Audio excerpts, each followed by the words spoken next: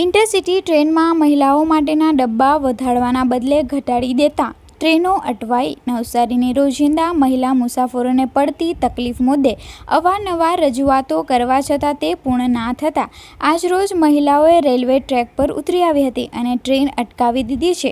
રોજમદાર મહિલા મુસાફરોએ ઇન્ટરસિટી ટ્રેનમાં છેલ્લા 10 દિવસથી ડબ્બા વધારવાની માંગ કરી હતી, જે રેલવે તંત્ર દ્વારા પૂર્ણ ના થતાં આજરોજ મહિલાઓને આંદોલન કરવાની ફરજ પડી છે। મહિલા મુસાફરોની એક જ માંગ છે કે તેઓને ટ્રેનમાં લેડીઝ 3 જેટલા ડબ્બા આપવામાં ન આવે તો ત્યાં સુધી તેઓ ટ્રેનને જવા દેશે નહીં। આ ઘટના બનતા જ મોટી સંખ્યામાં અન્ય રોજમદાર મુસાફરો પણ રેલવે ટ્રેક પર ઉતરી આવી સ્ટેશન માથે લીધું હતું। જો કે આ બનાવ બન્યા બાદ મુંબઈ અમદાવાદ રેલવે વ્યવહાર ખોરવાઈ જવા પામ્યો છે અને અપડાઉનની તમામ ટ્રેનો અટવાઈ છે।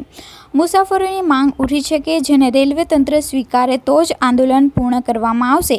ત્યારે હવે જોવું એ રહ્યું કે રોજમદાર મુસાફરોને પડતી મુશ્કેલીને રેલવે દ્વારા ક્યારે નિવારણ કરવામાં આવશે।